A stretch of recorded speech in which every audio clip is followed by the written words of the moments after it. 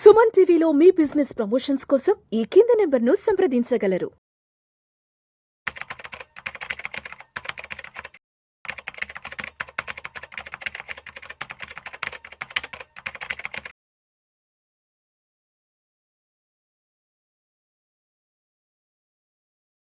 నమస్తే, welcome to Vishnu talks. నేను విష్ణు, ప్రస్తుతం పాటు certified financial planner doctor Barsha Anil Kumar గారు ఉన్నారు. వారితో మాట్లాడదాం. సార్ అనిల్ గారు నమస్తే. సార్ నమస్తే విష్ణు గారు.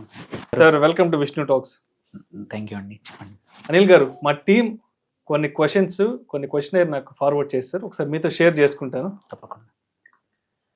మనం ఇన్వెస్ట్ చేసిన mutual funds brokerage app sudden గా మాయమైపోతే, లేదంటే యాప్ స్టోర్ నుంచి గల్లంత అయిపోతే మన పరిస్థితి ఏంటి? సో మ్యూచువల్ ఫండ్స్లో ఇన్వెస్ట్ చేసే ముందు ఎటువంటి విషయాలు మనం తప్పనిసరిగా చెక్ చేసుకోవాలంటూ కూడా మా టీం ఈ క్వశ్చన్ని నాకు షేర్ చేశారు. మరి దీనికి ఏం చెప్తారు? ఎందుకంటే ఒక్కొక్కసారి చాలామంది ఫిన్టెక్ యాప్స్లో ఇన్వెస్ట్ చేస్తుంటారు. 6 నెలల తర్వాత 3 నెలల తర్వాత యాప్ స్టోర్ నుంచి ఆ ఫిన్టెక్ యాప్స్ గల్లంత అయిపోతుంటాయి. ఇంకొన్ని సందర్భాలలో ఫండ్ హౌస్లు కూడా ఒక్కొక్కసారి బ్యాంక్రప్ట్ అవ్వడము, లేదంటే ఏదైనా స్కామ్స్కి సంబంధించిన వార్తలు బయటకు వస్తుంటాయి. సో ఇటువంటి సందర్భాలలో ఈ మ్యూచువల్ ఫండ్స్లో ఇన్వెస్ట్ చేసిన వాళ్ళు ఎటువంటి జాగ్రత్తలు తీసుకోవాలి అంటారు? ఇన్వెస్ట్ చేయాలని ఆలోచన వచ్చినప్పుడు ఎటువంటి విషయాలను తప్పనిసరిగా మనం ఒకసారి చెక్ చేసుకోవాలి అంటారు? అసలు ఇది ఇంతకుముందు ఏమో కానీ ఇప్పుడు క్వైట్ కామన్గా జరుగుతుంది. దాన్ని తెలుసుకునే ముందు ఒక ఇంపార్టెంట్ థింగ్ చెప్పాల్సింది ఏంటంటే, మనం మ్యూచువల్ ఫండ్లో పెట్టేప్పుడు మనం ఇన్వెస్ట్ చేసే డబ్బులు ఈ యాప్ల ద్వారా కానీ ఈ ప్లాట్ఫామ్లకు వెళ్ళవు అనమాట. ఇవి వెళ్ళేవి ఎవరికి?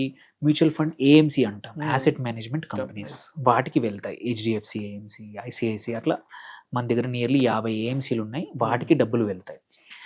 డబ్బులు అక్కడికి వెళ్ళినా కానీ మనం ఇన్వెస్ట్ చేసినప్పుడు మనకి ఇన్ని యూనిట్స్ కానీ ఇవన్నీ అలాట్ చేశాక ఆర్టీఏ అంటారు, రిజిస్ట్రార్ అండ్ ట్రాన్స్ఫర్ ఏజెంట్ అనమాట. ఇండియాలో 2 ఆర్టీఏలు ఉన్నాయి మ్యూచువల్ ఫండ్స్కి. ఒకటి కార్వి, ఇంకొకటి క్యామ్స్. ఈ క్యామ్స్, కార్వియే మెయింటైన్ చేస్తాయి ఈ 50 మ్యూచువల్ ఫండ్ కంపెనీస్ యొక్క డేటా అంతా అనమాట.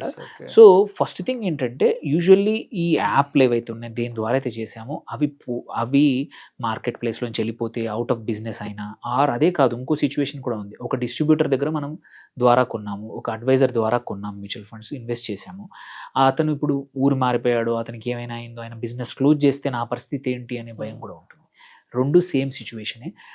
ఈ యాప్లు కానీ, ఈ డిస్ట్రిబ్యూటర్లు కానీ, ఈవెన్ బ్యాంకుల ద్వారా ఇన్వెస్ట్ చేసే వాళ్ళు కూడా చాలామంది ఉంటారు. బ్యాంకుల ప్రెషర్ వల్ల లోన్ తీసుకున్నప్పుడు ఏంటంటే, బ్యాంక్ మేనేజర్లు, రిలేషన్షిప్ మేనేజర్, సార్ ఒక 10 లక్షలు మీ ఎఫ్డీలో ఉన్నాయి, అది ఇందులో పెట్టండి అని చెప్పి, అది క్వైట్ కామన్గా జరుగుతుంది. సో ఇవన్నీ అండ్ తీరా చూస్తే ఒక 1 year తర్వాత బ్యాంక్ మేనేజర్ ఉండడు, మన దగ్గర ఒక స్టేట్మెంట్ ఉండదు. సేమ్ విత్ డిస్ట్రిబ్యూటర్ ఎక్కడన్నా క్లోజ్ చేశాడు, ఉండదు. ఈ యాప్ పోయింది, ఎలా ఎటు పోవు అనమాట డబ్బులు. యాజ్ లాంగ్ యాజ్ మన దగ్గర కొన్ని ఇన్ఫర్మేషన్ మనం ఇన్వెస్ట్ చేసే ముందు కొన్ని థింగ్స్ చూసుకుంటే ఎటువంటి ఇష్యూ ఉండదు. ఎందుకంటే యాజ్ నేను ముందు చెప్పినట్టు డబ్బులు అనేది మనం వాళ్ళకి ఇవ్వట్లేదు, ఏఎంసీకి పంపిస్తున్నాం. అండ్ ఫోలియో అన్నీ క్రియేట్ అయిపోయి ఆ ఇన్ఫర్మేషన్ ఆర్టీఏ దగ్గర ఉంటుంది compulsory. So all that 3-4 things చేయాల్సింది ఏంటంటే, ఫస్ట్ మన ఫోలియో నెంబర్స్, మన డీటెయిల్స్ అన్నీ మన ఈమెయిల్కి వస్తున్నాయా లేదా, మన ఎస్ఎంఎస్కి వస్తున్నాయా లేదా అనేది ఫస్ట్, అదొకటి ఇంపార్టెంట్ అనమాట. అవి ప్రాపర్గా ఎవరి దగ్గర నుంచి రావాలి, అవి ఇన్ఫర్మేషన్ కూడా ఆ ఏఎంసీ నుంచి రావాలి. సో మీరు ఇన్వెస్ట్ చేసింది ఒక డిమాట్ అకౌంట్ ద్వారా కానీ, లేదంటే డైరెక్ట్గా చేసినా సరే, ఎటువంటి చేసినా కానీ మీకు ఏఎంసీ నుంచి మెయిల్ వస్తుందా లేదా, మెసేజ్లు వస్తున్నాయా లేదా అనేది వెరీ ఇంపార్టెంట్. అవి ఉంటే చాలు. దెన్ సెకండ్ వచ్చేసి, మీరు ఎవరి ద్వారా అయితే చేస్తున్నారో, యాప్ కానీ, బ్యాంక్ కానీ, ఇండివిజువల్ డిస్ట్రిబ్యూటర్ కానీ, ఎటువంటి అడ్వైజర్ అయినా, వాళ్ళకి సెబీ రిజిస్ట్రేషన్ ఉందా లేదా, ఆంఫీ రిజిస్ట్రేషన్ అయితే, డిస్ట్రిబ్యూటర్ అయితే సెబీ రిజిస్ట్రేషన్ నంబర్ ఉందా లేదా ఒకటి ఎన్ష్యూర్ చేయండి. అండ్ దట్ వే ఏమవుతుందంటే మనకి ట్రాకింగ్కి ఈజీగా ఉంటుంది. సో ఆ ఇన్ఫర్మేషన్ కూడా లేదు, అది మనం ముందు చేసినప్పుడు చూసుకోలేదు, అలాంటప్పుడు ఎలా అని క్వశ్చన్ వస్తుంది. అప్పుడు కూడా ఏంటంటే కొంచెం అడిషనల్ వర్క్ ఏంటంటే, ఒక ఏఎంసీస్కి, ప్రతి ఏఎంసీకి వెబ్సైట్ ఉంటుంది. వెదర్ హెచ్డిఎఫ్సి అయితే హెచ్డిఎఫ్సి, ఐసిఐసి అయితే ఐసిఐసి, ప్రతి ఏఎంసీకి ఒక వెబ్సైట్ ఉంటుంది. ఆ వెబ్సైట్లో సింపుల్గా వెళ్ళి మనం యూజర్గా రిజిస్టర్ చేసుకొని, మన పాన్ నంబరు, మన ఈమెయిల్ ఐడి, ఫోన్ నంబర్, ఈ 3 ఇస్తే చాలు. ఒక్కోసారి ఫోలియో నంబర్ లేకున్నా పర్లేదు, ఇట్ కెన్ రిట్రీవ్ అనమాట. So that is one simple method.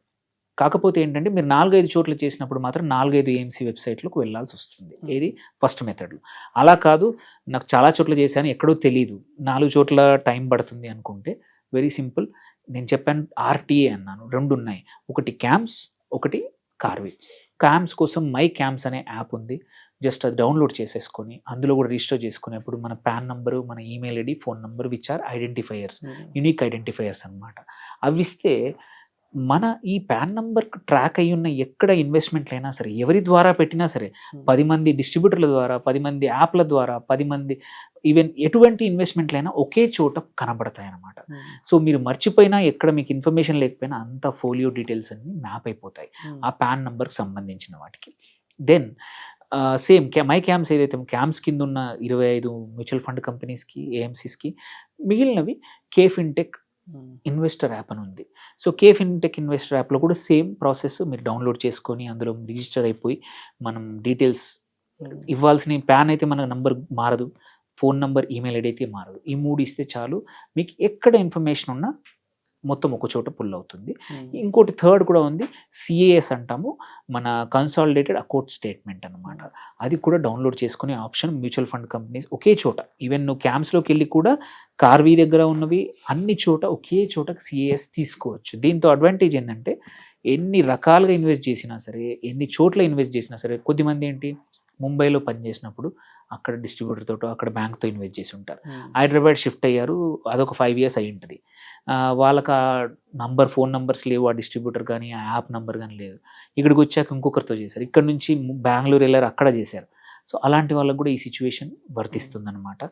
So సింపుల్గా సిఏఎస్ కానీ, మ్యూచువల్ ఫండ్ వెబ్సైట్స్ కానీ, లేదంటే ఆర్టీఎస్ ద్వారా చేయొచ్చు. కాకపోతే మీరు అడిగిన ప్రశ్నలో ఒక విషయం ఉంది, కొన్ని యాప్స్ ఫ్రాడ్యులెంట్ యాప్స్ వచ్చే అవకాశం, అది సపరేట్ సిచ్యువేషన్. ఆ సిచ్యువేషన్లో ఏంటంటే మీకు ఎటువంటి ఫోలియో నంబర్స్ ఏఎంసీస్ నుంచి రావు. సో అది అనేది డేంజర్ సైన్ అనమాట. మీకు ఎప్పుడు కూడా మెయిల్స్ లేవు, ప్రతి మంత్ స్టేట్మెంట్ ఏఎంసీ నుంచి రావట్లేదు ఈమెయిల్ ద్వారా. ఇప్పుడు అందుకంటే అందరూ ఫిజికల్ ఆప్ట్అవుట్ చేసేసాం. సో బై డిఫాల్ట్ ఈమెయిల్ ద్వారానే మనకు వస్తుందన్నమాట.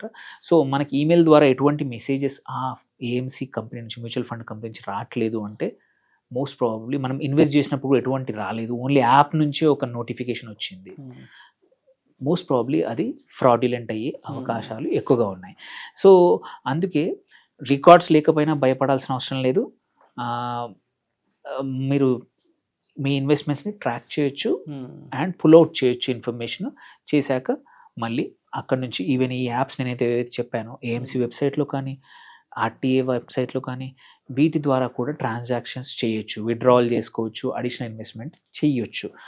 అండ్ ఇంకోటి, కొత్త డిస్ట్రిబ్యూటర్ దొరికినా కానీ, వాళ్ళ ద్వారా ఆర్ అడ్వైజర్ దొరికినా కానీ, వాళ్ళకు కూడా పాత ఇన్వెస్ట్మెంట్స్ అన్నీ ఎక్కడున్నా ఒకే చోటకు లాగే అవకాశం ఉంది. అంటే అవి కూడా మీ కొత్త అన్నీ ఒకే చోట పెట్టుకొని చేసుకునే అవకాశం కూడా ఉందన్నమాట.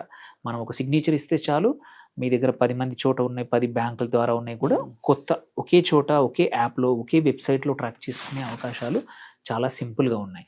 సో మీరు మ్యూచువల్ ఫండ్లో ఎప్పుడు డబ్బులు పొడగొట్టుకోవడం కానీ, మర్చిపోతే పోతాయనే భయం అవసరం లేదు. నేను 25 years 26 years బ్యాక్ చేసి ఓన్లీ పాన్ నంబర్ గుర్తున్న వాళ్ళకు కూడా we can able to get it. మీరు ఈ ఎగ్జాంపుల్ చెప్తాను. మీరు అడిగిన ప్రశ్నలో కొన్నిసార్లు మ్యూచువల్ ఫండ్ కంపెనీస్ ఏమైపోతాయి, చేతులు మారుతాయి, ఆ కంపెనీ నడవకపోవడము.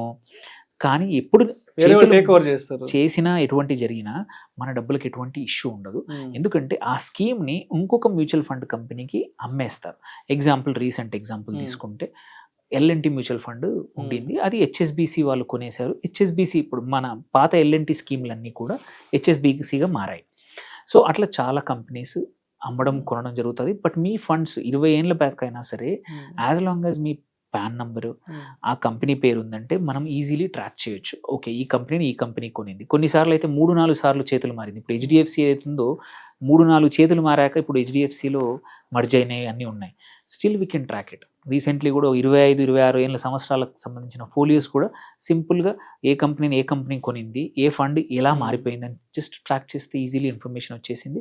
పాన్ నెంబర్ ఇచ్చాము, ఇన్ఫర్మేషన్ వచ్చింది, ఆ క్లయింట్కి మెయిల్ వెళ్ళిపోయింది. దే ఆర్ ఏబుల్ టు, అంటే వాళ్ళ దగ్గర ఉన్నాయా లేదా డబ్బులు, ఎంత ఉన్నాయి అని చేయగలిగారు. సో భయపడాల్సిన అవసరం లేదు. అంటిల్ అన్లెస్ మరీ కొత్త ప్లేస్, కొత్త అన్నోన్ యాప్స్లోకి ఎంటర్ అవ్వద్దు. ఒకసారి చెక్ చేసుకోండి, యాప్ కానీ సెబీ రిజిస్ట్రేషన్ లైసెన్స్ ఉందా, వెదర్ ఇట్స్ ప్రైవేట్ లిమిటెడ్ అయినా పర్లేదు, ఇండివిజువల్ డిస్ట్రిబ్యూటర్ అయినా పర్లేదు, సెబీ ఉందా లేదా. అండ్ అప్పుడప్పుడు మనకు తెలిసిన ఇన్ఫర్మేషన్ ఫోలియోస్ ఎక్కడైనా పక్కన జాగ్రత్తగా పెట్టుకోవడం important, so that information track చేయడానికి. బట్ భయపడాల్సిన అవసరం లేదండి మ్యూచువల్ ఫండ్స్లో. Thank you sir, thank you so much. Thank you.